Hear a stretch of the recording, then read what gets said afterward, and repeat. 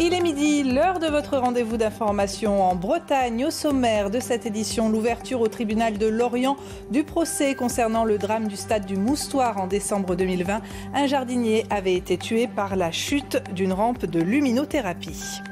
À la veille de l'inauguration de la ligne B du métro de la métropole rennaise, nous décrypterons les enjeux de cette ligne de presque 14 km qui reliera Cesson via Silva et Saint-Jacques-Guettet. Enfin, en pleine période de parade nuptiale des chauves-souris, nous irons à Fougères où des scientifiques étudient ces mammifères nocturnes pour tenter de percer les secrets de leur longévité et de leur résistance aux maladies.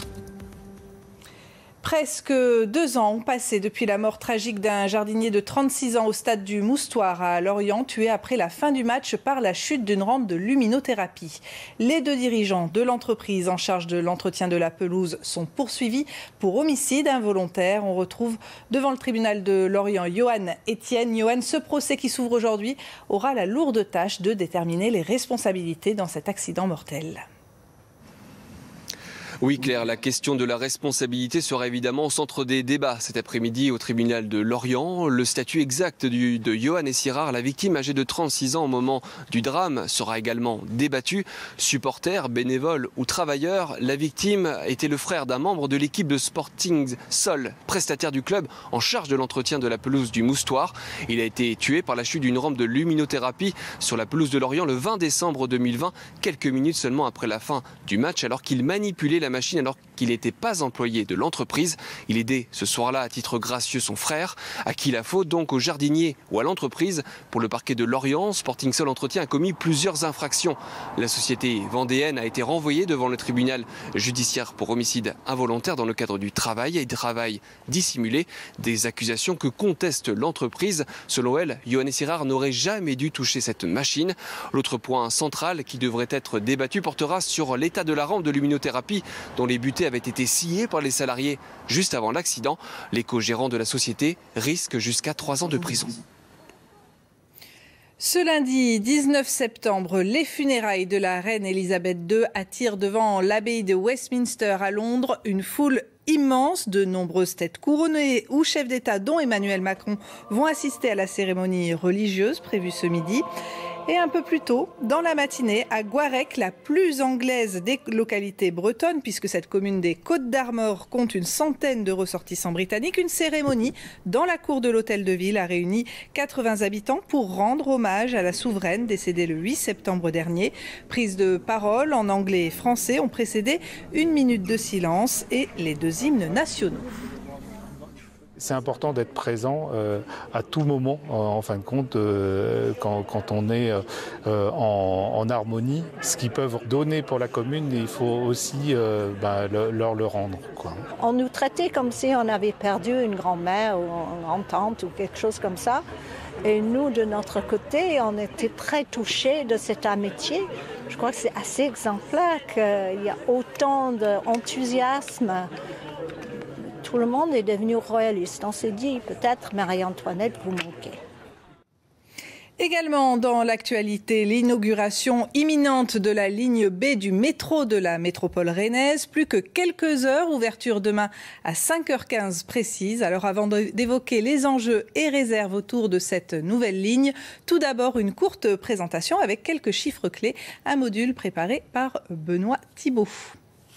Et oui, la voilà la nouvelle ligne du métro à Rennes. Plus de 8 ans après le début du chantier, la ligne B ouvre officiellement ce mardi 20 septembre 2022. C'est quand même 4 ans de retard sur les premiers calendriers. Bon, pour les plus motivés, la toute première rame démarre de Cesson ou de Saint-Jacques à partir de 5h15 ce mardi. Si vous voulez prendre ceux d'après, pas de problème, il y en a toutes les 2 à 3 minutes selon les horaires de la journée. 4 nouveaux quartiers sont maintenant desservis par la nouvelle ligne. Saint-Jacques-Courrouze, Clenay, Morpas et Cesson. La ligne B attend à peu près 100 000 voyageurs par jour. De son côté, la ligne A est actuellement utilisée par 120 000 voyageurs quotidiennement. Les rames de la ligne B mettront 21 minutes pour relier les 15 stations de son parcours. 2 points de jonction avec la ligne A, ici à Sainte-Anne et une autre à la gare. Selon Rennes Métropole, maintenant, 75% des Rennais sont à moins de 10 minutes à pied d'une station de métro. Exemple de parcours, vous êtes ici dans le centre-ville et vous voulez aller au Gailleul. Il vous faudra moins de 20 minutes avec la ligne B, quand avant, il fallait 2 bus et 40 minutes de temps de parcours. Pour les records, la ville de Rennes devient la première ville au monde avec cette toute dernière génération de métro entièrement automatisé et se place comme la deuxième plus petite ville au monde à avoir un métro qui a 2 lignes. Et on va aller plus loin sur ce sujet avec vous, Romuald de Bonan. Bonjour. Tout d'abord, qu'est-ce qui a motivé cette ligne B ? Alors d'abord pour accompagner le développement démographique de l'agglomération rennaise qui gagne sans cesse des habitants, plus 100 000 habitants d'ici 2040. Pour l'instant, la ligne A assure au mieux 95 millions de voyages annuels alors que les besoins oscillent entre 120 et 150 millions. Autre raison, des enjeux liés à la saturation de certains axes en centre-ville avec des lignes de bus plus qu'encombrées, comme par exemple dans le secteur de Sainte-Anne ou de la Visitation. Alors, quels sont les changements escomptés ? Alors d'abord, la réduction de la circulation automobile dans l'agglomération, environ 50 000 trajets quotidiens en moins escomptés. Ensuite, paradoxalement, une augmentation en parallèle du nombre de voyageurs dans les bus cette fois, notamment grâce au redéploiement des lignes de bus qui font doublon avec les 2 lignes de métro. À terme, 1 million de kilomètres parcourus en plus en bus, notamment avec les nouvelles lignes de trambus qui seront créées entre certaines communes de l'agglo et Rennes. Et puis troisième point, une amélioration de la qualité de l'air dans l'agglomération qui connaît de nombreux pics de pollution, pics à cause de particules fines ou encore pollution à l'ammoniac issue en partie du transport routier. Quelques bémols tout de même concernant cette nouvelle ligne. Quelques-uns, oui. Un gros retard dans la mise en service de cette ligne B. Les 2 ans de retard liés aux 3/4 au Covid et puis aussi avec des problèmes techniques lors des essais réalisés par le constructeur. Autre critique, le fait que les stations de métro et les parkings relais se trouvent en intra-rocade et ne facilitent pas la vie pour les habitants de l'agglomération avec des bouchons bien connus aux accès de la capitale bretonne. Un choix qui a clairement des raisons budgétaires. Merci beaucoup Romuald pour cet éclairage. On va continuer à parler transport, mais à Quimper. Cette fois, hier, un dimanche sans voiture a été expérimenté en centre-ville sur une petite partie des quais de l'Odé afin de repenser l'usage des moyens de transport polluants. Reportage de Claire Louet et Valérian Morzadek. 3, 2, 1, c'est parti! Ce sont les rois de la petite Rennes. Pour une fois, ces tout jeunes cyclistes ont fait chauffer l'asphalte sans craindre la circulation. Les voitures étaient interdites sur une partie de la rive droite de l'Odé à Quimper, entre la Poste et le pont Mac-Jacob. Il y a des villes qui ont fait le pas, qui n'ont pas regretté. On a gagné tout et aujourd'hui, on a beaucoup de public qui passe apaisé, à pied, à vélo, qui prennent le temps. Déambuler, à pied, le nez en l'air, pour profiter de la richesse du patrimoine et peut-être repenser ses déplacements. Cette expérimentation ponctuelle espère nourrir un débat qui, par le passé, a donné lieu à quelques empoignades. Chaque jour, 24 000 voitures empruntent les quais. On ne refuse pas la voiture en centre-ville, loin de là, mais il faut l'utiliser à bon escient. C'est-à-dire le flux de transit ne doit plus se faire sur les quais, mais par les extérieurs de la ville. Pour encourager les déplacements doux à Quimper, traditionnellement très mal classés au palmarès des villes cyclables, des voies réservées aux vélos verront le jour côté préfecture, avec l'objectif d'améliorer la sécurité et la continuité. En juin, au conseil municipal, a été voté le principe d'une piste cyclable bidirectionnelle en site propre, donc sur toute la longueur de la zone. Les pistes cyclables prévues pour 2025 seront aménagées sur les places de stationnement compensées sur les parkings voisins. Un nouveau cétacé échoué en baie de Douarnenez dans le Finistère. La baleine est encore en vie, elle bouge et respire. Depuis une semaine, elle naviguait au large de la plage de Tianquer sur la commune de Ploévin. La marée est montante, pompiers et gendarmes sont sur place. C'est le 3e cétacé échoué en quelques jours. Plus d'informations sur notre site internet bretagne.france3.fr. Environnement encore, mais sous l'angle animalier à nouveau. Nous sommes en pleine saison des amours pour les chauves-souris, ces mammifères fascinants et parfois effrayants intriguent notamment par leur longévité. Des chercheurs bretons et irlandais tentent actuellement d'en percer les mystères. Reportage à Fougères de Romuald de Bonan et Bruno Van Wassenhove. La nuit est tombée sur la ville. Dans l'obscurité, un curieux balai lumineux s'agite à proximité d'un ancien tunnel ferroviaire. Équipé d'une caméra infrarouge, Arnaud Le Wedek de l'association Bretagne Vivante nous révèle le spectacle étonnant des chauves-souris en pleine parade nuptiale. Déplace-toi un peu à gauche. On voit des petits points blancs, là, toutes les petites chauves-souris. C'est un balai parce que ça peut être aussi de la communication en fait. Il peut y avoir de la communication en ultrasons, là qu'on ne voit pas en plus. Ça peut être des poursuites, peut-être de la parade aussi. Donc autant de comportements qu'il va nous falloir préciser. Oui. Entre septembre et octobre, 10 000 chauves-souris d'une vingtaine d'espèces différentes fréquentent ce tunnel pour se reproduire. L'occasion idéale pour capturer ces mammifères, comme ce grand murin pesant environ 30 grammes pour une envergure de 30 cm. Des chauves-souris à la biologie unique que les chercheurs voudraient comprendre. On essaie de comprendre comment ces chauves-souris arrivent à vivre aussi longtemps en étant en bonne santé. Donc il y a des questions notamment sur les mécanismes moléculaires. C'est ce qu'on étudie dans nos laboratoires. C'est une collaboration avec des collègues en Irlande. 51 pour le D5. Des mammifères particulièrement insensibles à certains virus, mortels pour l'homme, capables également de mieux lutter contre le vieillissement et certaines maladies. Dans la nature, il y a beaucoup d'espèces qui développent des cancers et les chauves-souris en développent très rarement. Donc là aussi, une particularité de ces animaux.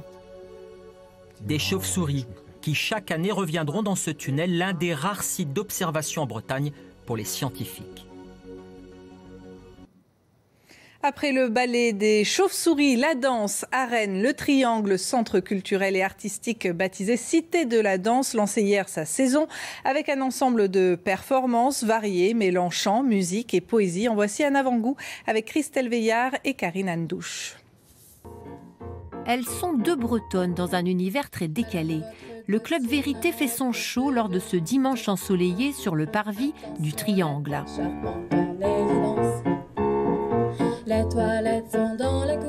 Un duo burlesque pour une pop légère et acidulée.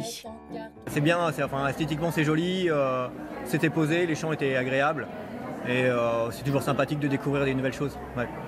Les propositions s'enchaînent entre l'extérieur et l'intérieur du centre culturel installé au cœur du quartier du Blône pour cette rentrée festive imaginée par Patrice Le Floch, directeur depuis 1 an.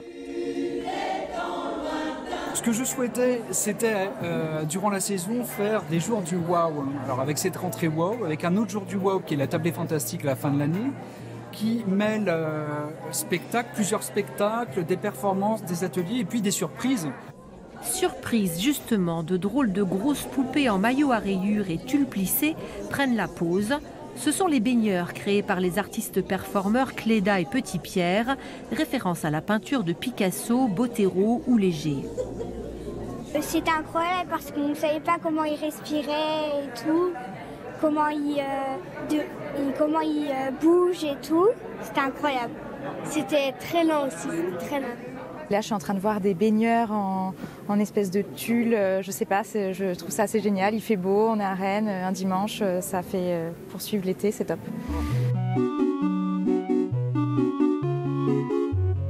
Performance, art visuel, chanson, un lancement de saison qui donne le ton de cette scène dédiée à la danse avec une forte volonté d'ouverture. Je souhaitais quand même aussi décloisonner la danse et permettre de la faire dialoguer avec d'autres arts, d'autres disciplines. Cette idée que le métissage, eh bien, c'est ce qui se passe ici à Rennes en Bretagne, comme cela se passe ailleurs. On va avoir des artistes qui vont venir d'Afrique du Sud, du Nigeria, qui vont donner cette couleur à la saison. Une rentrée waouh comme une invitation à entrer dans la danse. Il est temps maintenant de retrouver l'actualité en langue bretonne.